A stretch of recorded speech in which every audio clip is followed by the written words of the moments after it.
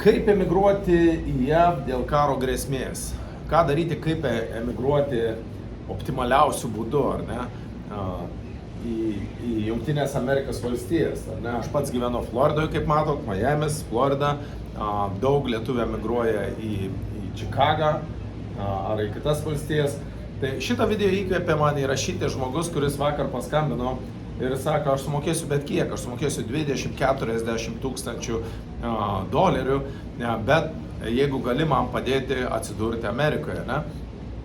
Ir tepa žmogui yra problemėlė, nes jis yra pažeidęs ESTA to bevizio įvažiavimo terminą 3 mėnesių ir dabar apie tai aš jums ir paaiškinsiu. Ir aišku, dabar jam neleidžia atvykti į Jungtinės Amerikos valstijas, bet netgi jo reikalai yra sutvarkomi. Reikia tik tai žinoti, ką daryti, kaip daryti. Būdų patekti į Jungtinės Amerikos valstijas yra daug. Aš pats jau 22 metai gyvenau, emigravau, sakykime, tai būtų teisinga pasakyti, į Floridą, į Ameriką. Ir dar aš važinėjau pirmyn atgal prieš tai, bet jau 22 metai. Tai aš tuos visus neteisinius, emigracinius, sakykime, reikalus esu praėjęs. Ir advokatų ne vienas samdęs, ir emigracijoje tuos interviu davęs ne vieną kartą, ir savo, ir žmonai, ir teismuose, emigracijose dalyvavęs, ar ne vieną kartą. Žodžiu, yra tų būdų, turėkite omeny, atvykti į Jungtinės Amerikos valstijas. Dabar net nepasakysiu, bet yra labai daug būdų ir galimybių, kaip atvykti ir kaip susitvarkyti dokumentus, kad gauti tą vadinamą žalią kortą ir po to, jeigu yra noras, galima gauti pilietybę Jungtinė Amerikos valstijų, ar ne? Tai dabar aš jums duosiu patarimą, paprasčiausias būdas, pats paprasčiausias būdas va šiuo metu Lietuvai, lietuviams, kurie jaučia, kad Lietuvoje gali prasidėti karas arba žino galbūt, kada tiksliai karas prasidės, jeigu turi ryšių ar ne tam tikrose struktūrose, bet jie turbūt jau gal mane ir nesikreips, ar ne? Bet, sakykime, dabar kaip emigruoti, patį paprasčiausią būdą. Pats paprasčiausias būdas ir patarimas, susitvarkykite ESTA. Susitvarkykite ESTA. Kas yra ESTA? Tai tas ir yra. Kiti žmonės dar net nežino, kad bevizis yra važiavimas. Lietuvis gali atvykti į Jungtinės Amerikos valstijas, nereikia jokių vizų. Arba tiksliau ta ESTA application, vadinkite, jeigu norit, kad tai yra viza. Reiškia, jūs galite atvykti į Jungtinės Amerikos valstijas ir prabūti čia neilgiau 3 mėnesių. Išskirtinais atvejais galima prabūti ir ilgiau. Ir aš paaiškinsiu apie tos atvejus, kaip galima prabūti ilgiau. Ar ne? Tai, žodžiu, ESTA, aš to neturiu kur parašyti, ESTA, E-S-T-A, ESTA application arba ESTA aplikacija. Jūs tiesiog einate į internetą, užsipildot ESTA, į Google parašote ESTA application ir užsipildot ten tos duomenys. Aišku, jeigu jau visai nieko neišmanot, galėsiu aš jums padėti užpildyti. Turėsit sumokėti už mano laiką, prisijungsime prie reiškia, pasidalinsite ekrano ir aš pasakysiu, ten yra tokių klausimų, kur tiesiog, jie logiški klausimai, kur reikia būti atsargus, aišku, nepažymėti taip arba nepažymėti ne, ten, kur yra negerai, ar ne, pavyzdžiui, ar užsiminėjat kokią narkotikų prekybą, ar ne, pažymėsit netyčia taip, ir viskas, ir turėsit problemų, ar ne, ir žodžiu, ar dar ten kokie, ten yra krūva tokių klausimai, kuriuos reikia protingai atsakyti, nieko sudėtingo ten nėra, aš užpildau tą ESTA application per 10-15 minučių, reikia paso duomenis, reikia tėvų žinoti, ten vardus, pavardės turbūt žinot, ar ne, ir viskas, tą ESTA application galima sutvarkyti per 10-15 minučių. Aš kiek girdėjau, kiti žmonės, kurie gal netaip yra įgūdę kompiuteriais, anglų kalba, tai užtrunka apie valandą, kitiem 2 valandas, kol viskas susitvarko, ar ne? Ir viskas. Ir jūs turite leidimą legaliai atvykti į Jungtinės Amerikos valstijas. Tarp kitko, tai dar nereiškia, kad jūs jau čia priims. Pirmoje eilėje jūs turite leidimą palikti Lietuvą, išskristi iš Lietuvos, jau legaliai galite skristi į Ameriką ir prabūti čia 3 mėnesius. bet po to jūs turite dar praeiti emigracinę tarnybą ir jeigu yra kažkokių tai negerumų praeitie, jūs galite sakyti įleisti, jūsų gali neįleisti. Arba atrodysit ten labai raudonais nagais ir didelėm pūstom lūpom ir su labai jau mini sijonu, gali pareigūnas nuspręsti, kad jūs čia atvažiuojate darbą tam tikrą dirbti ir jūsų gali neįleisti. Tokių visokių smulkmenų niuansų, bet iš esmės, reiškia, susitvarkykite estą. Ir mano patarimas, net jeigu jūs neplanuojate dabar skristi, tarp kitko lietuvių vis daugiau ir daugiau gatvėje čia sutinkam, jeigu jūs neplanuojate skristi, ilsėtis, čia yra tokia kaip turistinė viza, bevizis įvažiavimas, bet paturistauti, pakeliauti, pamatyti Miami, pamatyti Čikagą, niekas jums to nedraudžia, ar ne? Ir, žodžiu, bet šito atveju dėl karo grėsmės mano patarimas būtų susitvarkyti tą estą dabar. Blogiausia atveju, jeigu prireiktų, ar ne? Nes jinai galios jums 2 metus. Po to reikės kreiptis dėl naujos. Tai jau žiūrėkite į priekį, ar ne? Jeigu jau jaučiat, kad kažkas tai negero, žiūrėkite į priekį ir susitvarkykite tą estą aplikaciją, ar ne? Jinai galios 2 metus ir jeigu jums, sakykime, už 3 mėnesių ar už pusės metų jau reikės, pajausite, kad čia jau kažkas tikrai negerai, perkat bilietus, skrendat į Jungtinės Amerikos valstijas, ar ne? Tai šiaip patarčiau susitvarkyti tą estą, po to, nes dabar daug kas per mano 30 metų nekilnojamo turto karjerą nėra dar buvę tokio atveju, kad tiek daug pardavėjų nekilnojamo, aš su nekilnojamo turtu Lietuvoje dirbau, kad tiek daug pardavėjų parduotų savo namus, butus, namus ir pirktų Ispanijoje. Tai daug žmonių emigruoja į Ispaniją, galite ir tokį variantą apsvarstyti, bet čia dabar kreipiuosi į tos, kurie nori emigruoti į Jungtinės Amerikos valstijas. Tai žingsniai būtų tokie. Susitvarkot pirmoje eilėje estą, nesvarbu ar važiuosit ar ne, aišku, geriausiai būtų atvykti, pasižiūrėti, ar jums patinka ar nepatinka ta svajonių šalis Amerika, ar čia jūs pritapsit, ar dar kažkas, tai, žodžiu, tokia kaip tikrai kelionė pasidaryti, pažintinė, jeigu kas galit sau leisti, ar ne? Ir dabar trečias žingsnis, karo atveju, jeigu, sakykime, jūs ten jau Lietuvoje pradeda rimtai, veiksmas prasideda ir jūs atskredat į Jungtinės Amerikos valstijas ir prabūna čia mėnuo, 2, 3.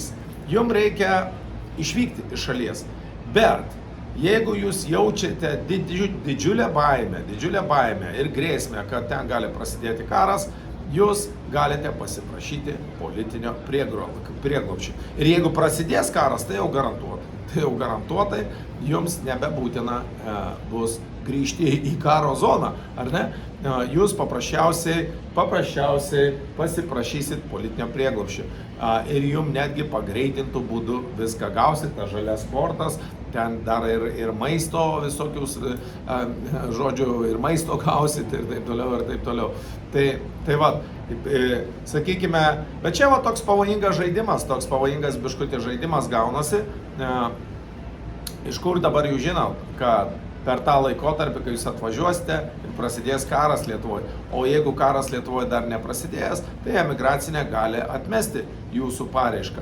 Bet noriu atkreipti dėmesį, kad netgi dabar šiuo metu, kol jums, sakykime, jeigu dabar atvažiuotumėt, pasiprašot politinio prieglobsčio dėl karo grėsmės, aš manau, tikimybė yra, kad jau, jeigu jūs įrodys, kad jūsų baimė yra pagrįsta, jeigu jūs dar politikoje kažkur tai opozicijoje esat ir taip toliau, tai jūsų baimė tikrai turėtų būti pagrįsta.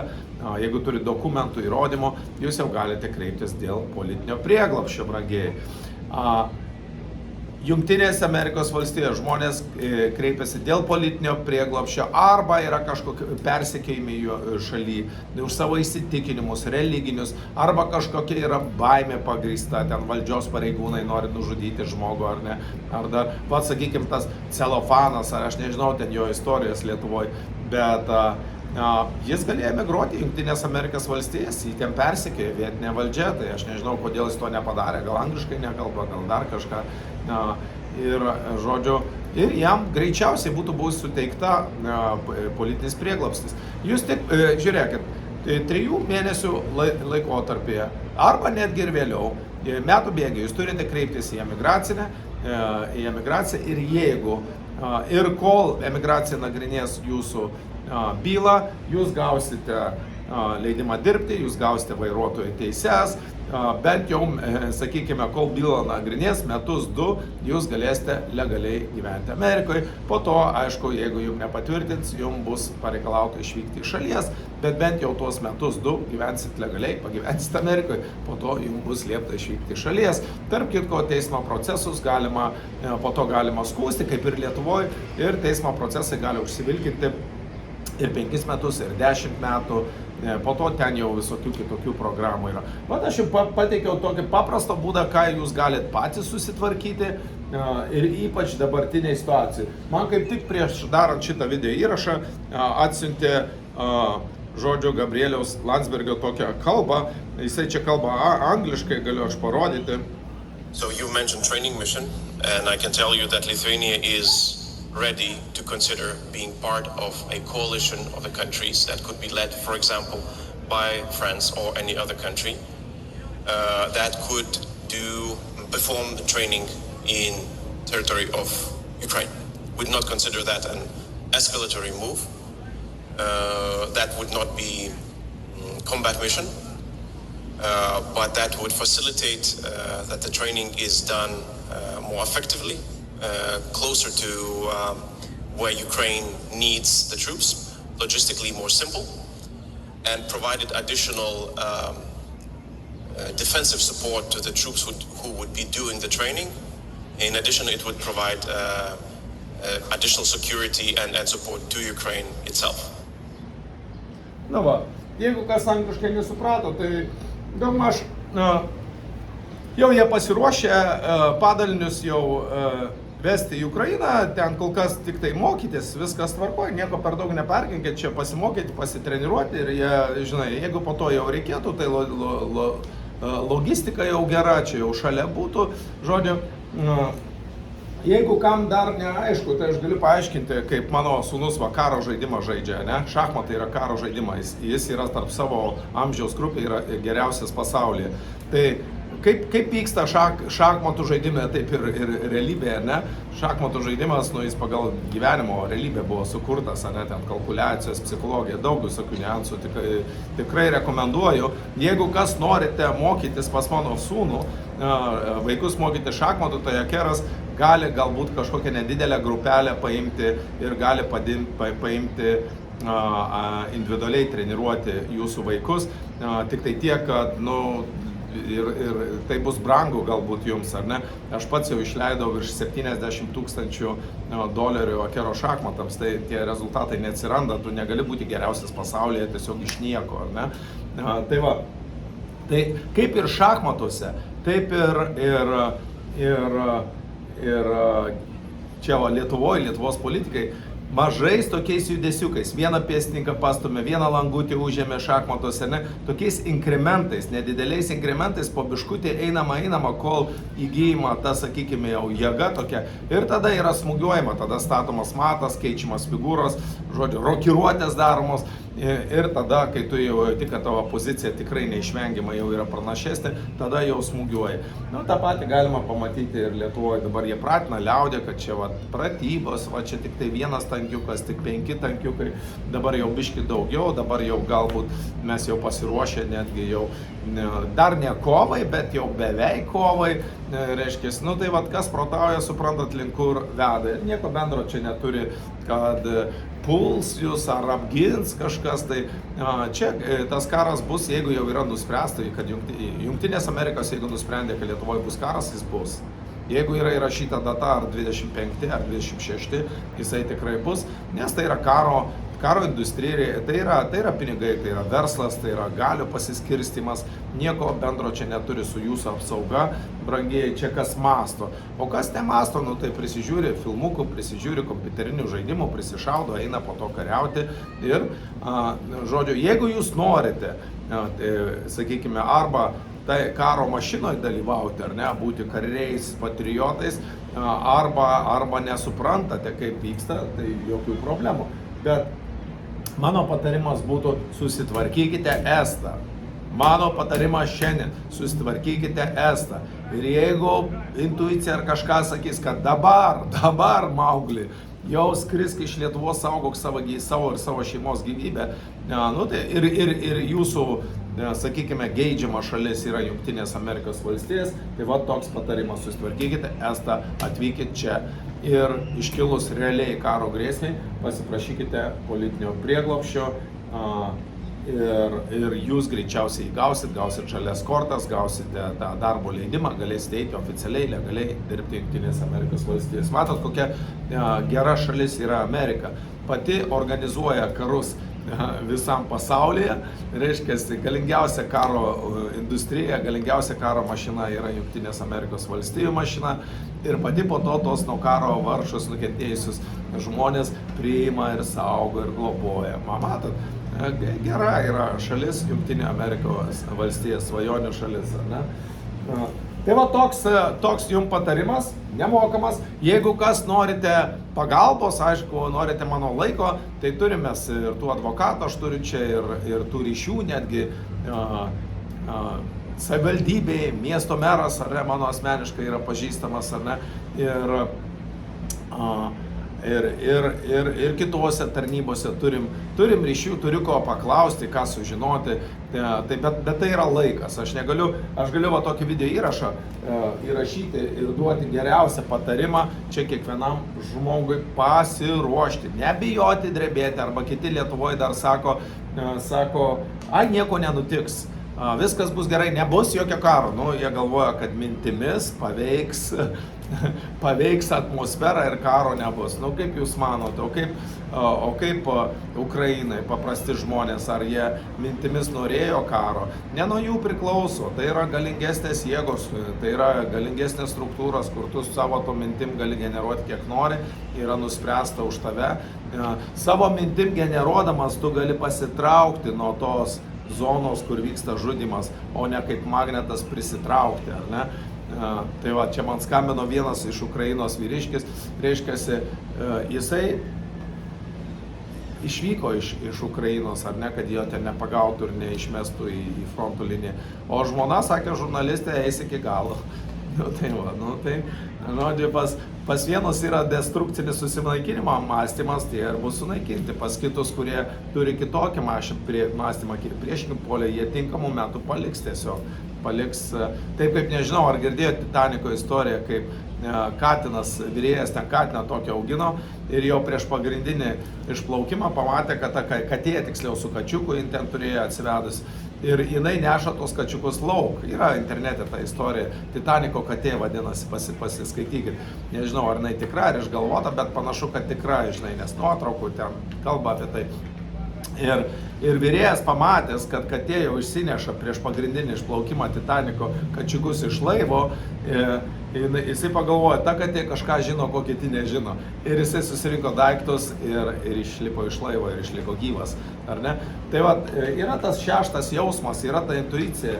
Naudokitės ją, bet pasiruoškite, išsiimkite, susitvarkykite estą, jinai galios 2 metus. Nebus karo, nebus, ir gerai, ir valio. Ir aišku, kad geriau, kad jo nebūtų. Ir tai yra blogai, karas yra blogai. Kažkam, kому vaina, a kому mati radnaja, kažkam yra didelis blogis, didelis skausmas, o kažkam tai yra trilijoniai pelnai. Tai va, jeigu per tą didžiąją ligą iš jūsų pavogė milijardus, reiškia, eurų, tai žinokite, jeigu Lietuvoje prasidėtų karas ir link to matosi akivaizdžiai, kad viskas yra vedama, tai būtų ko gero iš Lietuvos ten tie jau valdžioje sėdinti žulikėliai pasidarytų 100 milijardų eurų ar dolerių. Ir jie savo šeimom apsirūpintų dar 100 kartų į priekį. O kaip jūs, vargšai paprasti darbininkai, ar ne? Tai būkite gudresni, žiūrėkit, ką daro didelės kišenės, ar ne? Ką daro didelės kišenės, tie, kur prieina prie informacijos, tie, kur turi daugiau pinigų, ir tiesiog kopijuokit juos ir neapsiriksit, bet laikui bėgant išvystykit kritinį mąstymą ir mąstykit savarankiškai, ar ne? Tai tiek. Trumpai susumuojant, išsimkite, susitvarkykite ESTA aplikaciją, gaukite leidimą palikti Lietuvą ir tą. Jūs neprivalot skristi iš karto, galite skristi už mėnesio, už 2, už 3. Kas turi, galite sau leisti, atvykite į tokią žvalgybą, pasižiūrėkite, kaip čia viskas vyksta. Jeigu kas negalite sau leisti, tai kaip tik tai pajusit, kad yra reali grėsmė, perkate bilietus ir skrendate į Jungtinės Amerikos valstijas. Ir šitaip jūs galėsite apsaugoti save ir savo šeimą, ar ne? Jeigu kam reikia jau daugiau pagalbos, jeigu kam reikia mano laiko, ar valandos, ar 10, ar 100 valandų, ar ten su advokatais tos dalykus suderinti, aišku, tai kainuos. Jūs turėsit, rašykit, kontaktuokit, aptarsim, kokie jūsų poreikiai. Jeigu kam reikia užpildyti tą aplikaciją, tai arba aš, arba mano žmona supildysim. Mes kalbam daug kalbų. Šeimoje dabar, man atrodo, ar 6 kalbas, man atrodo, bendrai sudėjus kalbam, ar ne? Vieni 3, kiti 4, kiti 5 kalbas kalba. Taip kad ir mes tos etapus jau patys esam praktikai praėję ir manau tikrai galėsim jums padėti, jeigu reikia tokios pagalbos. O šiaip ką? O šiaip ruoškitės. Pasaulis yra išprotėjęs. Pasaulyje vyksta chaosas, ne tik tai Lietuvoje, visam pasaulyje, tai pačioje Amerikoje vyksta daug bardako, ar ne? Visam pasaulyje vyksta chaosas ir jūs jau gyvenat, reiškiasi, tai išmokyti tam chaose ir tinkamai pristaikyti ir tinkamai gyventi, aišku, bet svarbiausia reikia išgyventi, ar ne? Sako, žmogaus 2 pagrindinės yra užkoduotos genetikoje labai svarbios funkcijos, ar ne, tai yra išgyventi ir pasidauginti, ar ne, visa kita yra antraeiliai dalykai, jeigu tu negali išgyventi, jau blogai, ar ne, jau visa kita nesvarbu. Ir jeigu tu negali pratęsti giminės, nu tai kaip dabar irgi matot, jau propaguoja, kad nereikėtų pratęsti giminės, ar ne, tai tada irgi tu jau nebetlieki tos gyvybės funkcijos, ar ne, kaip gamtoje viskas keičiasi, atsinaujina, pratęsia savo liniją, kiekviena gyvybės forma, ar tai būtų medis, ar tai būtų gyvūnas, ar kita gyvybės forma, ar ne, tai žodžiu, viskas keičiasi, atsinaujant, prasitėsia ta gyvybės linija. Jeigu jūs jau nebeturite poreikio pratęsti gyvybės liniją, vadinasi, nebe tokia svarbi reikalinga ir esate šitą gyvybę šitoje planetoje. Ne?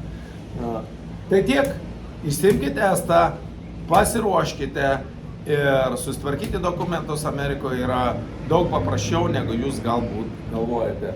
Prenumeruokit namų brokerį tuo klausimu.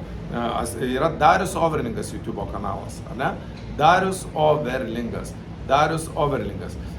Jeigu, reiškiasi, dėl nekilnojamo turto norit užsidirbti pinigų dar prieš palikdami Lietuvą, tai ateikit pas mane į nekilnojamą turtą, arba kaip marketingas, arba kaip brokeriai dirbti. Ir taip pat yra namų brokeriai YouTube kanalas, ten yra klientų atsiliepimai, žodžiu, galite žiūrėti, gilintis, kaip ten viskas yra. Tai tiek, brangiai, ruoškitės ir būkit pasiruošę, kad kuo toliau,